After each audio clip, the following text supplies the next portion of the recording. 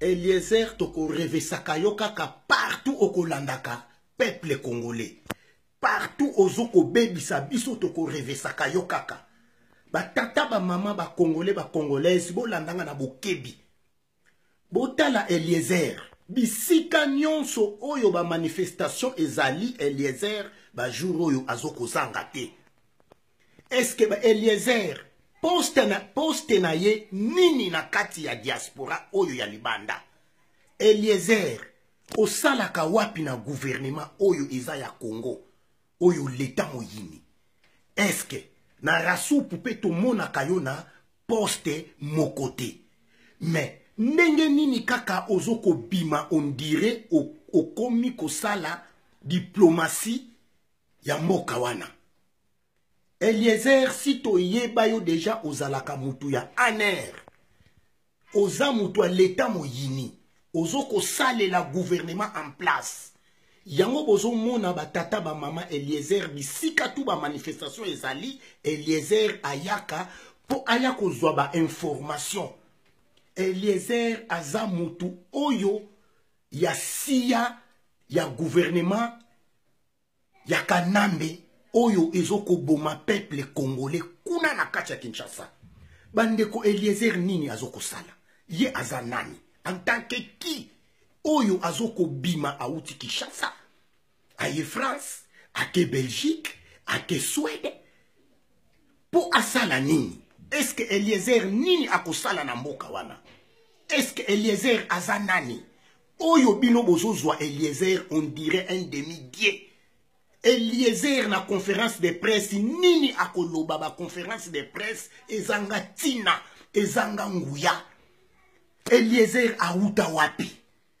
Toyebiyete Eliezer. Wapi auta Eliezer? Roger Lumbala fo yebisa biso bisika Eliezer auta. Eliezer yozo kanisa yo mtoko libere mboka wana. Eliezer oke na États-Unis ko sala nini?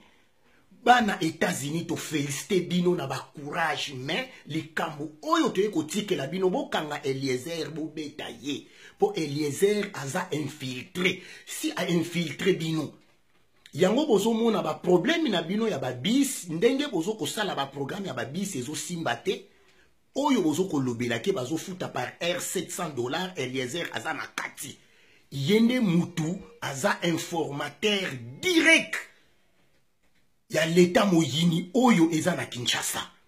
Bino bozo yebate mais bozo bengisela Eliezer po asala nini? Eliezer aza nani? Nini aye kosala? Me botuna ye mituna bino ba soi-disant ba journaliste. Botuna eske yo Eliezer nini oyeli awa?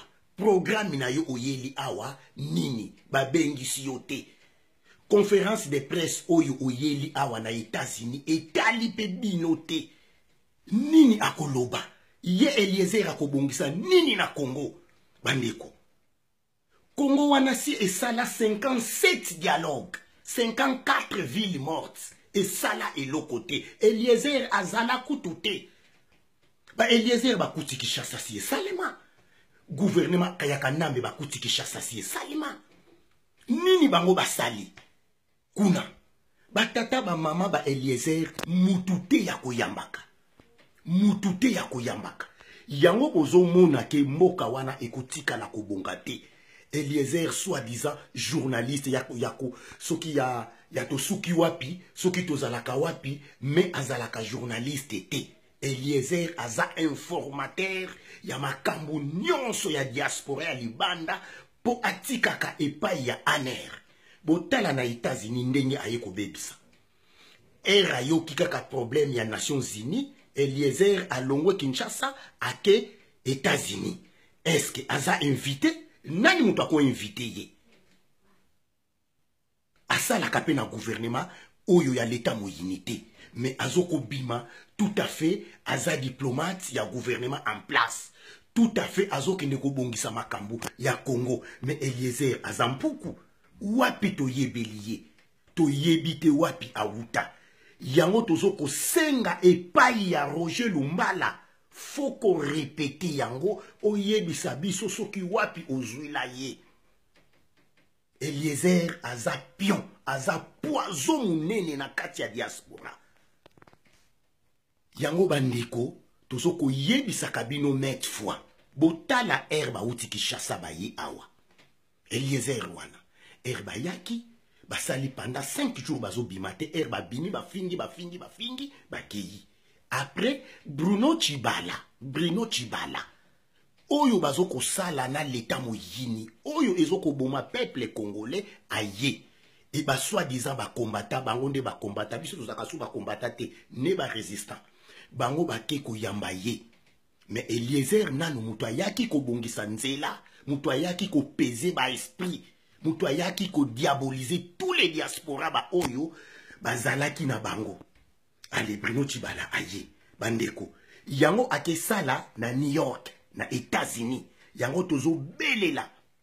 Bana Baltimore, bana Mississippi, bana Boston, bana Dallas. Bo récupérer ye bo boakaye.